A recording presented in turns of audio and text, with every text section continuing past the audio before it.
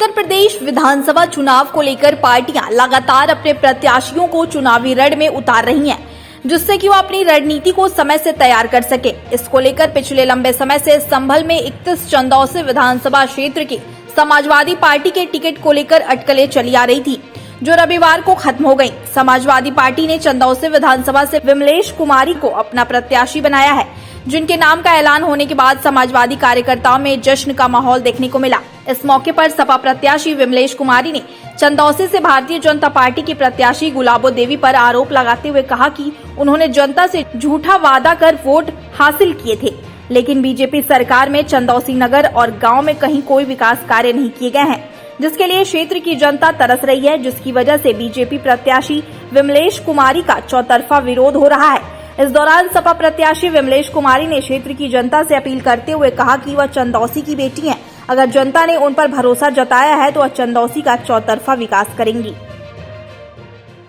यहाँ चंदौसी सुरक्षित सीट से मुझे प्रत्याशी घोषित किया है। मैं चंदौसी की तरफ से चंदौसी समाजवादी पार्टी के समस्त कार्यकर्ता पदाधिकारी गढ़ की तरफ से मैं उनका हार्दिक अभिनंदन करती हूँ और उनका आभार व्यक्त करती हूँ कि उन्होंने ये जनता की आवाज़ को सुना और यहाँ उन्होंने मुझे प्रत्याशी को दिया। मैं उनका हृदय से उनका स्वागत करती हूँ।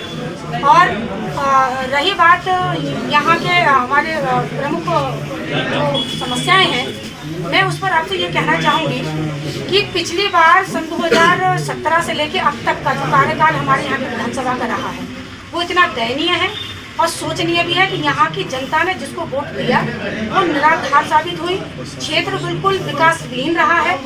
जिन मुद्दों पर इन सरकार को बात करनी थी, जिन मुद्दों पर हमारे जनता को आश्वासन देना था, उनके कार्य करने थे, उन मुद्दों को केवल उन्होंने कागजी तो कार्रवाई रखी, कागजों में तो संपूर्ण करके दिखाया, लेकिन धरातल पर उन्होंने कभी बिल्कुल करके कुछ नहीं दिखाया। और जनता किसी का आक्रोश उनकी आंखों में और उनके दिल में जाग रहा है, जिसका सीधा सीधा असर समाजवादी पार्टी की तरफ दिख रहा है कि वो अखिलेश यादव जी को अपना मुख्यमंत्री देखना चाहते हैं और यहाँ से साइकिल के सिंबल के निशान के प्रत्याशी को जिताना चाहते हैं। यहाँ के सभी वर्गों में, सभी धर्म के लोगों में एक ही चेतना जाग रही है, केवल हमें अखिलेश यादव जी को अपना मुख्यमंत्री बनाना है, जो जनता की आवाज़ को उठाने का काम कर रहे हैं। और अभी उन्होंने फिलहाल में जो 300 यूनिट बिजली फ्री का जो वादा उन्होंने किया है कि हम सरकार में आने के बाद 300 यूनिट पर यूनिट बिजली फ्री करेंगे, उसका आवेदन फॉर्म उन्होंने भरवाना भी चालू कर दिया है। और समाजवादी पेंशन की उन्होंने पहले ही घोषणा कर रखी है। तमाम उन्होंने भर्तियों की बात उन्होंने पहले कही कि हमारी पहली कैबिनेट में जब हमारी सरकार आएगी तो हम भर्तियों की घोषणा करेंगे। आपने शिक्षा मित्रों को पक्का करने का वादा किया है। तमाम तरीके की जो घोषणाएं हो रही हैं वो केवल आश्वासन देने के लिए नहीं हो रही है। समाजवादी पार्टी ने इससे पहले जो कहा सब किया है।